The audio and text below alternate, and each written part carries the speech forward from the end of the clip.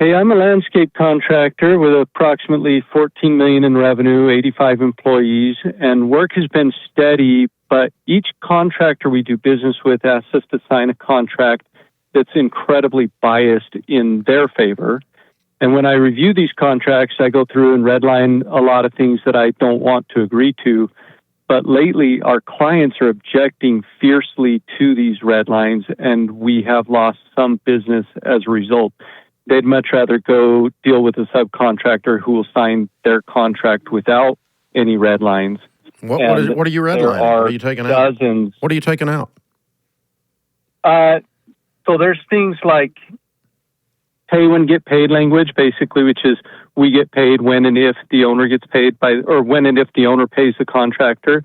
There's also liability. We can't hold the contractor liable for destroying our equipment or injuring personnel, even if they're 100% at fault. There's frequently language in there that prevents that. Yeah, that's asinine. I wouldn't sign either one of those things. I agree with you. Yeah, it's crazy, but hey, listen, bad business no business is better than bad business. Yeah. So good riddance. Yeah. Because what's going to happen is, here's what's going to happen.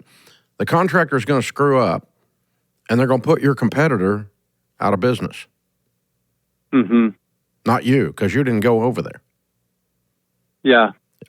That's just your reality. I mean, you have to choose some of these things, and some of the risk is not worth the business. I mean, there's two types of clients you walk away from. One, situations like this, and then the other one where the client's crazy. Yeah. They they burn too many calories for the dollars they create. No, thank you. Yeah. So just walk away from anybody that won't negotiate. Well, anybody that won't negotiate a reasonable situation. But I'm not going to pay you unless I get paid. Bull crap. You hired me. Yeah. And you're not liable for your misbehavior, which, by the way, doesn't work because you can't contract away liability. Liability is statutory. Meaning that it's the law. They're liable whether their contract says they are or not. If they tear up something, I mean, but either way, that's just you'd ask your attorney about that. I'm not a lawyer, but believe me, that's what he's going to tell you or she's going to tell you. So anyway, that neither here nor there. The point is you've got some people that are they're kind of bullying their subs. Yes, and it's very common in the industry. I mean, just about any other sub will sign these contracts. Not any, but here's the thing. I promise you that the things you and I are worried about are going to bite your competitor in the butt. Mm-hmm. It just takes a little time. In the meantime, it just feels like lost business, but it's not lost business. What you did was you managed risk, and you've got to do that. I'll give you an example in our world. We had a major national retailer that if I named them, everyone would know their name, that wanted us to provide, that we were really excited to do a deal with until we got the terms. And they wanted us to put a Ramsey book package together to put on their shelves, labeled with their brand on the label. And, brought to you by such and such, okay? And so we would have to go through and print all of this specific to them, meaning it has no value except on their shelves. You following me? It was a $10 million deal. And we were really excited about it because the distribution and the branding and to be associated with a name that big and all that it was a big deal for Ramsey back in the day.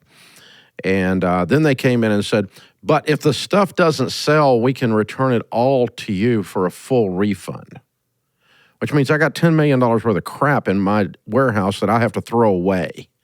Well, I'm not going to bite a bullet because their $8 an hour stock clerk won't put the stuff on the shelf right. That's their problem. So, no, I can't do full returns on $10 million. It wouldn't put me out of business, but it'd make me wish I was out of business. You know what I'm saying? Right. And so we had to walk away from that deal because we could not negotiate past the full returns risk. They demanded, and they said the same thing you said. They said, well, all the other vendors we deal with accept these terms. And I said, well, see, now you can't say that anymore.